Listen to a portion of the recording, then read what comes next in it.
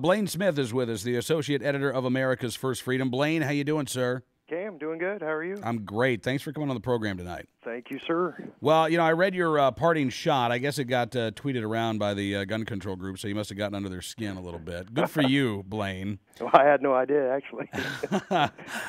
Fear and loathing post-Tucson. And you cite a recent blog post on the Huffington Post, which is where virtually I think anybody who has ever expressed an opinion in support of gun control gets a blog on the Huffington Post.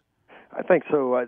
They have a standing invitation to Josh Horowitz and Paul Helmke and those Dennis fellas. Hennigan and Josh Sugarman. The list goes on. I mean, it's to come on and weekly, just basically bash the NRA. I think that's what they're going for. So Josh Horowitz had a 1,100-word article that attempted to implicate the NRA, and you say as catalyst for the actions of the deranged Tucson attacker. What exactly did he say, Blaine? Well, Josh, on his blog post, he basically conflates the actions of the crazy guy, and I hate to say his name, so I guess I won't. Attempts to implicate the NRA, and actually a speech that Wayne LaPierre gave at the CPAC, implicate that for the actions of this Tucson shooter, and it's just bizarre, and it kind of angered me. So I sat down and basically it just came out, and it just angered me. It's ridiculous. It is. They've got this theory that was the insurrectionist ideology that presents a grave threat to precious human life. And you say it's Horowitz's philosophy, and sadly his life's work, that is completely antithetical to the very purpose of the Constitution and the concept of the American government. As you point out, the Second Amendment, our government's acknowledgement of a preordained right to common and self-defense. The militia, composed of non-conscripted citizens armed for any eventuality, is the tool for this task. Meanwhile, Horowitz seems to think that that our government, and that governments in general, I guess, could never go bad, Blaine. Right.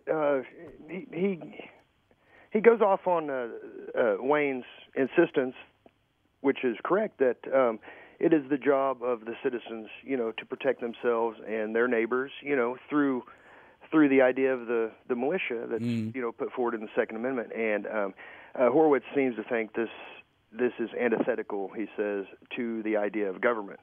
But basically, this is our idea of government, as laid out in the Constitution. So, yeah, no, I mean, what in essence, you're exactly right, Blaine. There is a disagreement between the gun control advocates and I think a lot of gun owners as to that concept of government. And frankly, whether it's Horowitz, whether it's Ladd Everett with the CSGV or others, their idea of government is very authoritarian, and they're okay with that. Like I'm not sure that you could get them to say that what Assad is doing in Syria right now to unarmed civilians is necessarily a bad thing. I think their reaction would be, well, those people don't want to get run over by tanks or shot by soldiers. They should just stay inside. Oh yeah, right. I'm trying to find his quote here. He's saying that. Excuse me, Ken. Sure.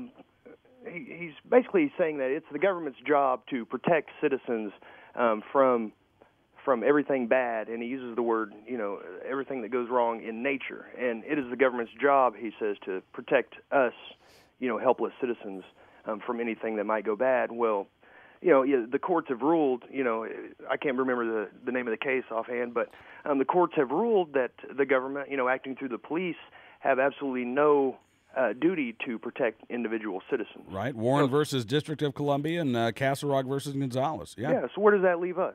I mean, he wants us to be unarmed, and he wants, because the government is going to protect us. Well, they have no duty to protect us.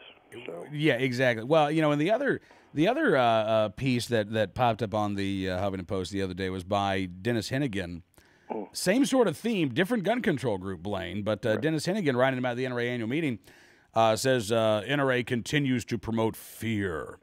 He says, from all reports at the annual convention last weekend in Pittsburgh, the National Rifle Association, as usual, cloaked itself in patriotic themes, claimed special kinship with the founders, and portrayed itself as the true protector of American values.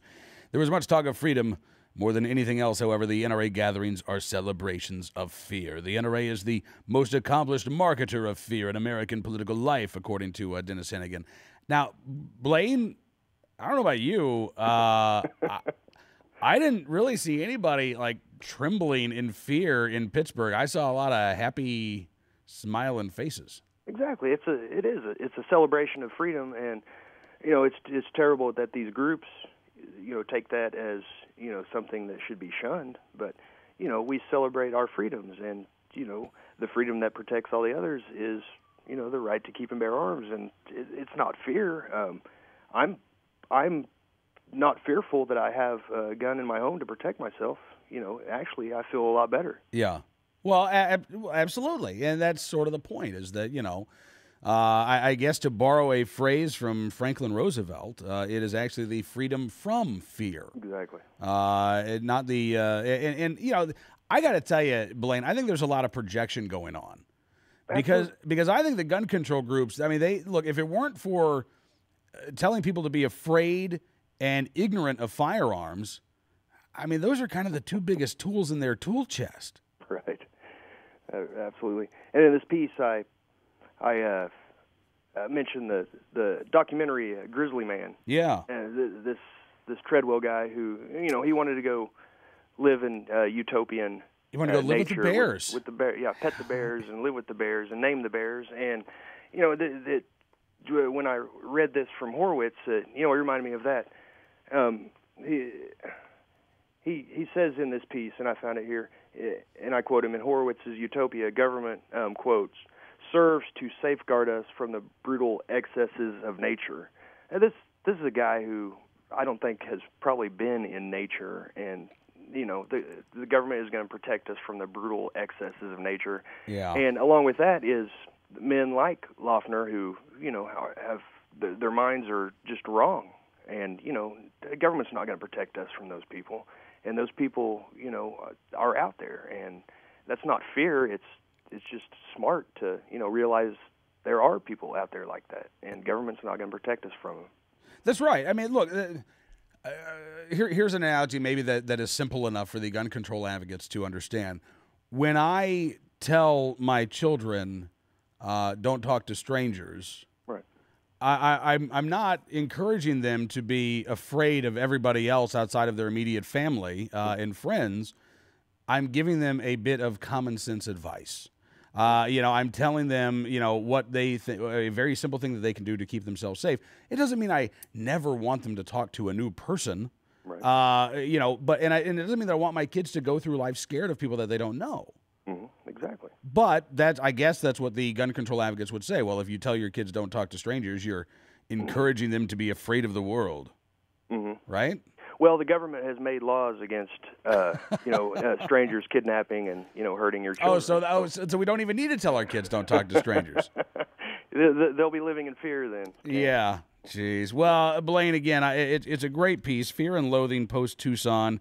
It's the parting shot in the May edition of America's First Freedom magazine. And like I said, big hit among the gun control advocates, Blaine. So congratulations to that. Well, thank you. And I'd like to add one thing, Cam. You bet. In this May issue, James Norrell, he's our contributing editor, and he's been out of pocket for a little bit as far as writing pieces for the magazine, but he's back with our a feature in this May issue, a great piece on the Fast and Furious scandal, and he just does an absolutely fantastic job, and he's back, and everyone definitely needs to check that out. That's great. This story, I feel bad for you guys that you guys publish a monthly magazine. I can't imagine how hard it is to keep up with all of the latest developments on your publication schedule, because it seems like every day there's something new coming out with Fast and Furious. That's right, absolutely. And but we do have our digital edition now, which I'd like to mention, That's right. And we try to keep that updated. So definitely, everyone should check out our digital edition of America's First Freedom. Excellent, Blaine. Thank you again, sir, for coming on the program tonight. And look forward to talking to you again very soon. All right, I appreciate it, Cam. Blaine Smith, the associate editor with America's First Freedom magazine.